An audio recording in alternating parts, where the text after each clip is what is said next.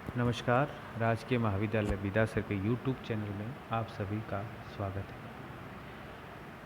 यह ई lecture BA final year के विद्यार्थियों के लिए रिकॉर्ड किया गया है। बीए फाइनल ईयर में 2 प्रश्न पत्र हैं। प्रथम प्रश्न पत्र विश्व का प्रादेशिक भूगोल से संबंधित है और द्वितीय प्रश्न पत्र भारत का भूगोल है। जो प्रथम प्रश्न पत्र है विश्व का प्रादेशिक भूगोल, इसमें हम मुख्यतः प्रदेश की जो अवधारणा है उस पर बात करेंगे। इसके अलावा प्रदेश के प्रकार, विश्व के प्राकृतिक प्रदेश, इन सभी का हम अध्ययन करेंगे और अंत में विश्व के कुछ चुनिंदा देशों का गहन अध्ययन भी किया जाएगा इस पेपर में। उन चुनिंदा देशों में शामिल है संयुक्त राज्य अमेरिका, अर्जेंटीना, दक्षिणी अफ्रीका, चीन, नेपाल, बांग्लादेश और श्रीलंका। ये जो देशों के नाम मैंने गिनाए हैं, इन देशों की हम वहाँ का जो भू आकृति है, वहाँ की वनस्पति, मृदा, उद्योग, खनिज संसाधन है, इन सभी के बारे हम विस्तृत अध्ययन करेंगे। ये मोटे तौर पर हम प्रथम प्रश्न पत्र का सिलेबस कह सकते हैं। इसके अलावा आपको पता ही होगा कि हमने फर्स्ट पेपर और सेकंड पेपर दोनों का जो सिलेबस है वो कॉलेज के व्हाट्सएप ग्रुप पे शेयर किया जा चुका है, तो आप एक बार उसे विजिट करें, सिलेबस को देख के पढ़ें और समझें।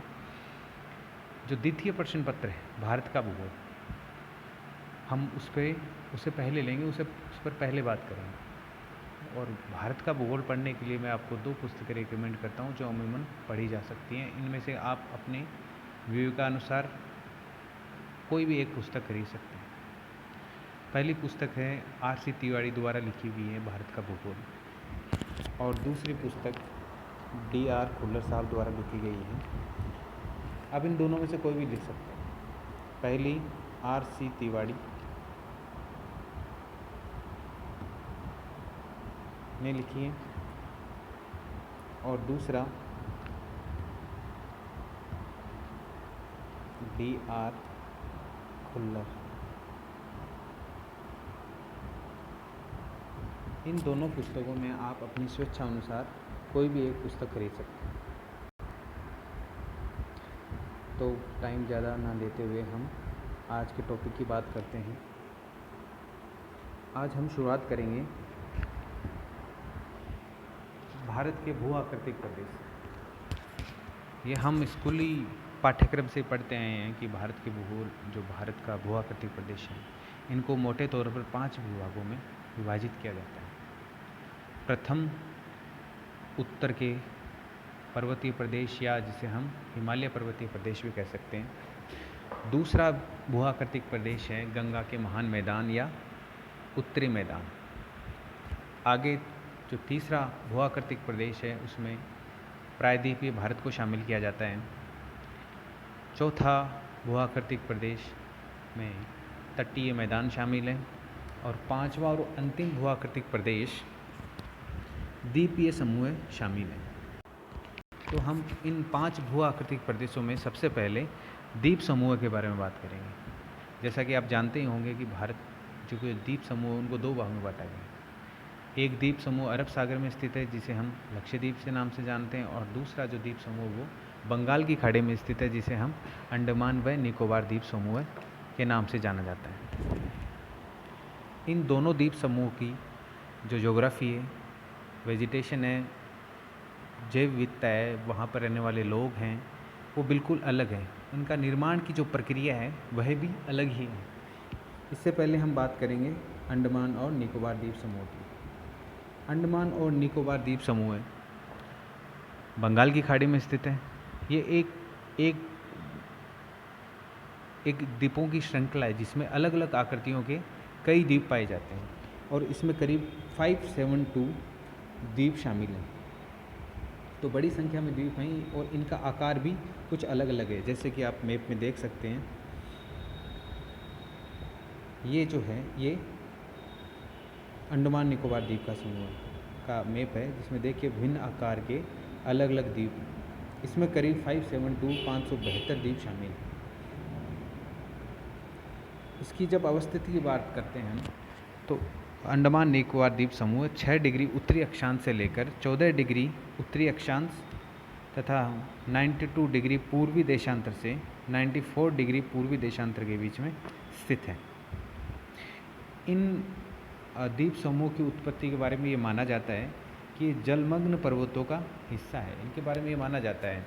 और इन द्वीपों की उत्पत्ति को हम प्लेट टेक्टोनिक सिद्धांत के माध्यम से समझाते हैं, जो हमने फर्स्ट ईयर में अध्ययन किया था। जब हमने फर्स्ट ईयर में थे आप लोग, तो वहाँ पे एक चैप्टर था प्लेट विवर्तनिक का सिद्धांत। उसमें पहाड़ों और महाद्वीपों और के साथ साथ इन द्वीपीय प्रदेशों की उत्पत्ति के बारे में भी समझाया गया था प्रक्रिया। इन द्वीपों को हम, जो अंडमान निकोबार द्वीप समूह, उसको 10 डिग्री चैनल द्वारा या 10 डिग्री चैनल द्वारा 2 भागों में बांटा गया है। उत्तर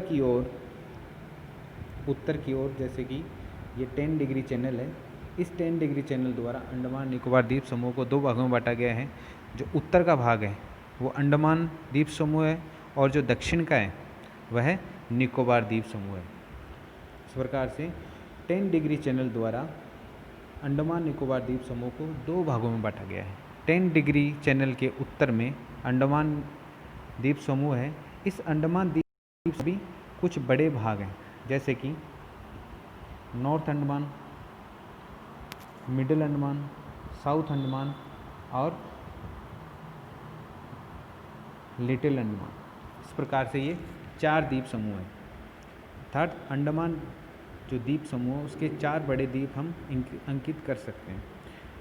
इसी जो साउथ अंडमान है, इसी पर अंडमान द्वीप समूह की जो राजधानी है वह स्थित है पोर्ट ब्लेयर। आपने ये सुना ही होगा कि अंडमान द्वीप समूह में भारत का एकमात्र सक्रिय ज्वालामुखी स्थित है, जो है बेरन द्वीप। सक्रिय ज्वालामुखी से हमारा तात्पर्य है वह ज्वालामुखी जो अभी फ़िलहाल में या फिर कुछ वर्षों पहले तक सक्रिय थे, अर्थात उनसे ज्वालामुखी विस्फोट हो रहे थे। तो ये भारत का एकमात्र सक्रिय ज्वालामुखी है जो अंडमान निकोबार द्वीप समूह में स्थित है। इसके साथ ही यहाँ पर नारकोंडम नामक ज्वालामुखी भी स्थित है।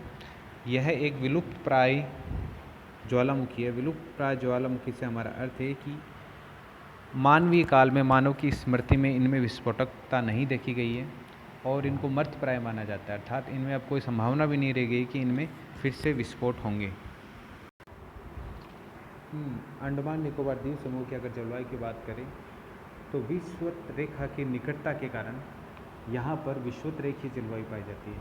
और विषुवत रेखीय जलवायु से हमारा तात्पर्य है कि यहाँ पर वर्ष भर उच्च तापमान और उच्च आर्द्रता पाई जाती है, और अमूमन प्रत्येक दिन यहाँ पर वर्षा भी हो जाती है। तो अत्यधिक तापमान और वर्षा के कारण यहाँ पर सदाबहार वन पाए जाते हैं, और ये दोनों स्थितियाँ, उच्च तापमान, उच्च वर्षा, उच्च आर्द्रता, जैव विविधता के लिए अच्छी मानी जाती है।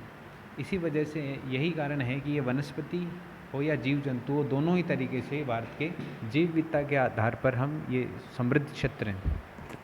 इसी जैव विविधता से जुड़ा हुआ शब्द है हॉटस्पॉट।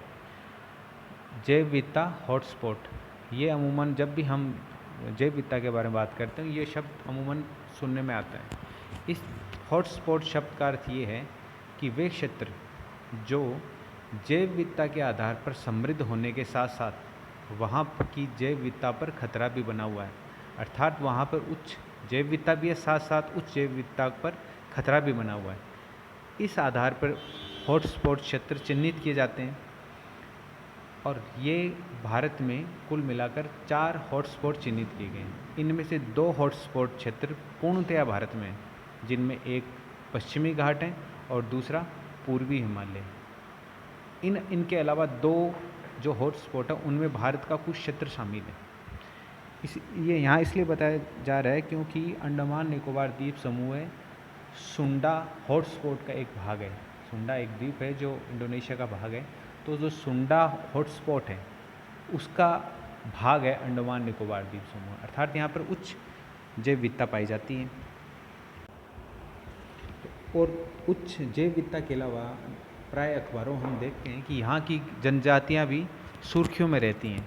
कुछ समय पहले सेंटिनलीज जो जनजाति थी, आदिम जनजाति थी, वो अखबारों में थी, क्योंकि वहाँ पर इन जनजातियों द्वारा एक विदेशी नागरिक की हत्या कर दी गई थी। तो यहाँ पर कुछ आदिम जनजातियाँ भी पाई जाती हैं अंडमान निकोबार द्वीप समूह में, जिनमें मुख्यतः जारवा, ओंग, शोम्पेनी और सेंटिनलीज शामिल हैं। तो मोटे तौर पर अंडमान निकोबार द्वीप समूह के बारे में यह विवरण था।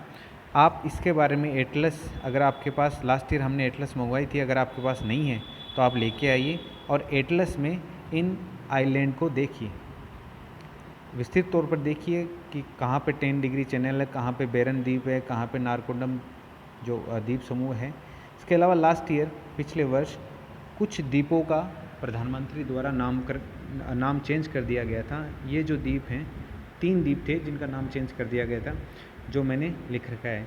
हैवलॉक द्वीप, नील द्वीप और सर हुग्रोज द्वीप। इन तीनों द्वीपों का नाम चेंज करके क्रमशः स्वराज द्वीप, शहीद द्वीप और नेताजी सुभाष चंद्र बोस द्वीप कर दिया गया था। तो आप एटलस में देखिए ये सब चीज़ें। और अंडमान निकोबार के बारे में इतना ही। हम अगला जो टॉपिक होगा वो हम बात करेंगे लक्षद्वीप के बारे में। शुक्रिया।